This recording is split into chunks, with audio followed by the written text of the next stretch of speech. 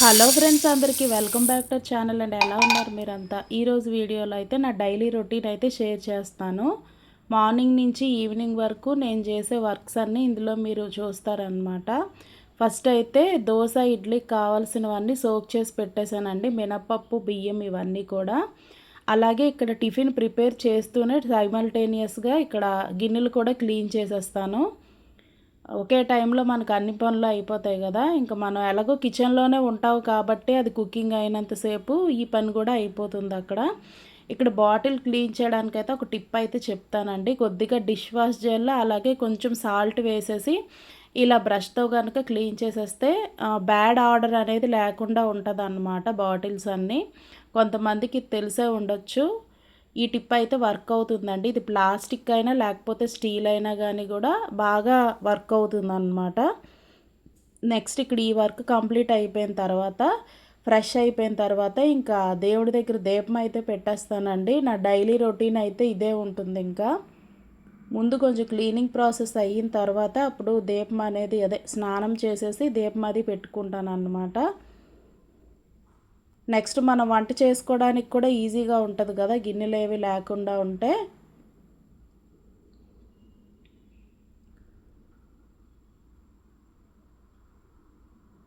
మెయిడ్స్ని వాళ్ళని పెట్టుకోవడం వల్ల మనకి ఏంటంటే వాళ్ళు టైంకి అయితే రారండి. మన పని అంతా పెండింగ్ ఉండిపోతూ ఉంటుందన్నమాట. సో మనకి వీలున్నప్పుడే మన వర్క్స్ అన్నీ చేసేసుకోవడం బెటర్ అండి.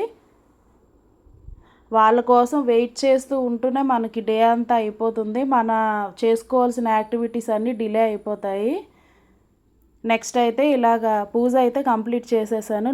నిత్య పూజ నార్మలేనండి, ఇందులో స్పెషల్ ఏమీ లేదు. ఫ్రూట్స్ ఉంటే ఫ్రూట్స్, లేకపోతే పటికి బెల్లం అలా ఉంటాయి కదా ఇంట్లో, అవి పెట్టేస్తాను నార్మల్గా. ఇక్కడైతే పూజ కూడా కంప్లీట్ అయిపోయిందండి నాది. నెక్స్ట్ అయితే ఇంకా వంట చేయడానికి ఇంకా రెడీ అవుతాను అన్నమాట. వంట చేసేసి ఇంకా నేను లంచ్ ఇచ్చేస్తాను. మా అబ్బాయికి లంచ్ ఇచ్చేసి నేను వచ్చి లంచ్ చేసేస్తానండి.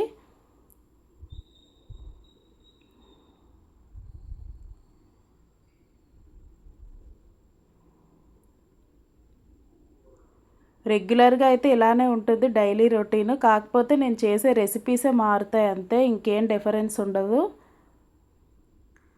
బాక్స్ ఇచ్చేసి వచ్చి లంచ్ చేసేసి మిగిలిన యాక్టివిటీస్ కూడా నేను చేసుకుంటాను అన్నమాట.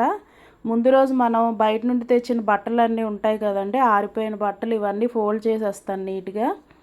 ఫోల్డ్ చేసేసి వేటి ప్లేసుల్లో అవి పెట్టేస్తాను.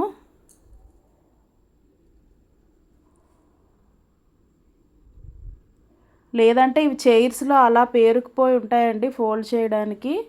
ఎప్పటికప్పుడు చేసుకుంటే మనకి పని అనేది అంత హెక్టిక్గా అవ్వదన్నమాట. అలాగే మనం డైలీ యూజ్ చేసే బట్టలు ఎవరి ఆర్గనైజర్స్లో అయితే వాళ్ళు పెట్టేస్తున్నానండి. నాకైతే ఈ ఆర్గనైజర్స్ చాలా యూస్ఫుల్గా ఉన్నాయండి, బాగున్నాయి. దీనివల్ల ఒకరివి ఓవర్లాప్ అవ్వకుండా ఎవరి వాళ్ళకి సపరేట్గా ఉంటున్నాయి. ఇంకొకటి ఏంటంటే అంటే చెదిరిపోకుండా ఉంటున్నాయండి. ఆ రో అనేది చెదిరిపోకుండా స్టెబుల్గా ఉంటున్నాయి ఒక దగ్గర. అదే కనుక మనం విడివిడిగా పెట్టామంటే ఒకటి ఒకటి ఓవర్లాప్ అయిపోయి పడిపోతూ ఉంటాయి కదా. అలా కాకుండా నేను ఇలా ఇవైతే యూజ్ చేయడం బాగుందండి, యూస్ఫుల్గా ఉన్నాయన్నమాట. మనకి మడతలు సరిగ్గా లేనట్టు అనిపిస్తే మళ్ళీ ఒకసారి ఫోల్డ్ చేసి పెట్టేస్తే నార్మల్ అయిపోతున్నాయండి. ఇలాగ నేను బట్టలు కూడా అన్నీ ఫోల్డ్ చేసి పెట్టేస్తాను. ఆఫ్టర్నూన్ టైంలోనే ఇవన్నీ చేసేస్తాను. నెక్స్ట్ అయితే మనం తెచ్చుకున్న గ్రాసరీస్ ఉంటాయి కదండి, అంటే అప్పుడప్పుడు నెలకు ఒకసారనే కాదండి, మనకి ఏమన్నా గుర్తొస్తే మనం తెప్పిస్తూ ఉంటాం కదా. నేను తీసుకొచ్చారనమాట. ఇవి కూడా ఒకసారి అన్నీ నీట్గా సర్దేస్తున్నానండి. అవి బట్టలైనా, సరుకులైనా, గిన్నెలైనా, మనం చేయాల్సిన పనైనా ఎప్పటిదప్పుడు అయిపోతేనేనండి. లేదంటే మాత్రం చిందరవందరగా ఉంటుందన్నమాట ఇల్లు. ఇక్కడ తెచ్చినవన్నీ వేటికై సపరేట్ చేసేసి వాటి పెట్టాల్సిన ప్లేసుల్లో పెట్టేస్తున్నాను అన్నమాట. కిచెన్కి సంబంధించినవన్నీ ఒక దగ్గర, అలాగే మనం యూజ్ చేసే షాంపూసు ఇలా వేటి ప్లేసుల్లో అవైతే పెట్టేస్తున్నానండి. మనవి డీమార్ట్ల నుంచి ఇవి తెచ్చిన బ్యాగులన్నీ అలాగే ఉంచితే కుప్పల్లా ఉంటాయండి. ఎన్ని రోజులైనా సర్దకుండా ఉంచాలి కానీ అవి అలానే ఉంటాయి. తెచ్చిన వెంటనే ఇలాగ ఎప్పటికప్పుడు సర్దేసుకుంటే మనకి ప్లేస్ కూడా నీట్గా ఉంటుంది కదా, ఇబ్బంది లేకుండా. ఇలా అయితే నేను కిచెన్లో ఈ ఆర్గనైజర్స్లో అయితే తెచ్చినవన్నీ పెట్టేస్తున్నానండి. నాకు ఇదైతే బాగా యూజ్ అయిందండి. మీకు ఇంట్రెస్ట్ ఉంటే పర్చేస్ చేసుకోండి, ఆన్లైన్లో దొరుకుతున్నాయి. ఇలాగ ఆయిల్స్ అన్నీ ఒక దగ్గర ఇలా పెట్టుకుంటాను అన్నమాట. ఈ ఆయిల్స్ అనేవి మీరు 1 వీక్కి ఒక టైప్ ఆఫ్ ఆయిల్ అలా వాడుతూ ఉండండి. పల్లి నూనె ఒక వారం, అలానే రైస్ బ్రాన్ ఆయిల్ ఒక వీక్ అలా వాడుతూ ఉంటే మనకి అన్ని న్యూట్రియంట్స్ బాడీలోకి వెళ్తూ ఉంటాయి. ఇలా అయితే ఈ తెచ్చిన ఐటమ్స్ అన్నీ సర్దేశానండి వెయిట్కి అవి సపరేట్ చేసి.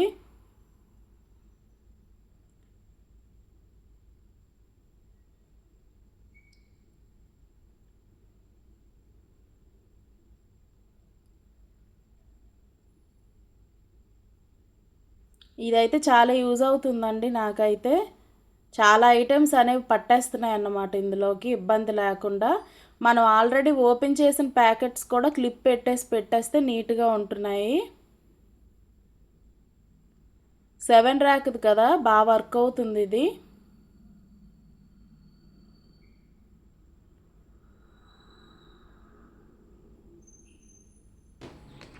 ఇలాగ ఏవి పెట్టాల్సిన వాటిలో వాటిని పెట్టేసి నీట్గా సర్దేశానండి అన్నీ. ఇంకేవి మనకు బయటికి కనిపించవు అన్నమాట దీనివల్ల. అలాగే తక్కువ ప్లేస్లోనే మనకి ఇన్ని ఐటమ్స్ అనేవి పెట్టుకున్నట్టు అవుతుంది. బాగుంది ఇదైతే. కాకపోతే హైట్ ఎక్కువ అవడం వల్ల కొంచెం ఊగుతూ ఉంటుందండి మనం తీసేటప్పుడు. దీనిలో ఉండే డిసడ్వాంటేజ్ అయితే అదే. హైట్ ఎక్కువ కదా ఇది, 7 కంపార్ట్మెంట్స్ కాబట్టి బాగా హైట్ ఎక్కువ అవడం వల్ల కొంచెం ఊగుతూ ఉంటాయి. అదర్వైజ్ దీనిది బాగుందండి, యూస్ఫుల్గా ఉందన్నమాట ఇది. అలాగే ఇంక నెక్స్ట్ అయితే ఈ సోప్స్, షాంపూస్ ఇవన్నీ కూడా వేరే చోట పెట్టేస్తాను అనమాట. అన్నీ ఒకే దగ్గర కాకుండా కిచెన్కి సంబంధించినవన్నీ ఇందులో పెడతాను. ఇంకా షాంపూలు, హార్పిక్లు ఇలాంటివన్నీ ఇక్కడ పెడతాను అన్నమాట వేరే షెల్ఫ్లోని. మన డ్రెస్సింగ్ టేబుల్ కింద షెల్ఫ్ ఉంటుంది కదా, అవన్నీ ఇక్కడ పెడుతూ ఉంటాను. టీ పొళ్ళు, హ్యాండ్ వాష్లు, షాంపూలు ఇవన్నీ ఇక్కడ అన్నమాట.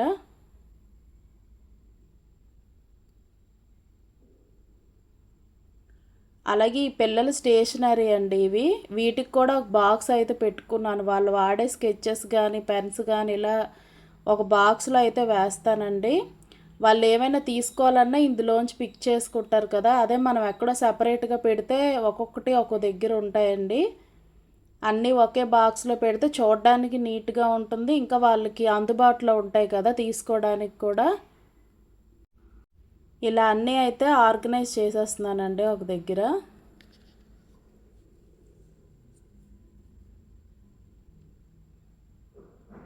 ఎరేజర్స్ కానీ, పెన్సిల్స్ కానీ ఇలా ఒక్కొక్క బాక్స్ అంటూ పెట్టుకుంటే మనం నీట్గా ఒక దగ్గర పెట్టేసుకోవచ్చు. అక్కడ ఇక్కడ ఒక్కొక్కటి పడి ఉండకుండా అన్నీ ఒకే చోట ఉంటాయి. పిల్లల సంగతి తెలిసిందే కదా, అన్నీ చిందరవందర చేసేస్తారు. ఇలా అయితే మనకు ఆ ఇబ్బంది ఉండదండి. ఒక దగ్గర పెట్టేస్తే డస్ట్ కూడా పట్టకుండా ఉంటాయన్నమాట. ఇంక ఇదంతా అయిపోయాక ఈవినింగ్ వచ్చేసి ఇలాగ మనం మార్నింగ్ సోక్ చేసి పెట్టాం కదా ఇడ్లీకి, దోశకి ఇవన్నీ అయితే గ్రైండ్ చేసేస్తున్నాను మార్నింగ్ టిఫిన్కి అన్నమాట. ఇది రెగ్యులర్గా వేయనండి గ్రైండరు. నేను ఇలాగ ప్రిపేర్ చేసుకున్న బ్యాటర్స్ నాకు 3 డేస్ వరకు వచ్చేస్తాయి. మార్నింగ్ వాడుకోవాల్సిన దాన్ని ఇలా సపరేట్గా బయట పెడతాను. మిగిలింది బ్యాటర్ అంతా ఫ్రిడ్జ్లో పెట్టేస్తాను. నాకు 3 డేస్ వస్తుంది అన్నమాట ఇది. ఇంట్లో అందరూ కరెక్ట్గా తింటే 3 డేస్ వస్తుంది. ఒకరు ఎవరైనా లెస్ అయినా ఇంకా ఎక్కువ అయిపోతుంది అనమాట. ఓ పావు కేజీ కన్నా చాలా తక్కువే వేస్తానండి. 3 డేస్ అయితే వచ్చేస్తుంది. ఇది ఇడ్లీ బ్యాటర్, పక్కన ఉన్నది దోశ బ్యాటరు. ఇలా ప్లేట్స్లో పెట్టేసి కింద ప్లేట్ పెట్టి పెడతానండి, ఎందుకంటే మళ్ళీ పొంగిపోతుంది కదా. ఇంక ఈవినింగ్ వచ్చేసరికి అయితే నా పని అంతా కంప్లీట్ చేసేస్తానండి. ఈ బాబు దగ్గర కూర్చుంటాను అన్నమాట, చదివిపిస్తాను. ట్యూషన్ ఏం లేదు, నేనే చెప్తూ ఉంటాను అన్నమాట. నా వర్క్ అంతా ఫ్రీ చేసుకుంటాను వాడు వచ్చేటప్పటికల్లా. ఇంకా నైట్ అయితే ఇలాగా మార్నింగ్ మనం తీసినవన్నీ ఉంటాయి కదా, ఇలా ఐరన్ అయితే చేసేస్తాను అవసరమైన బట్టలన్నీ. చేసేసి ఇవి కూడా ఆర్గనైజ్ చేసేస్తానండి వేటి ప్లేసుల్లో అవి. ఇదండి నా డైలీ రొటీన్ అయితే. బాయ్ అందరికీ. Please subscribe.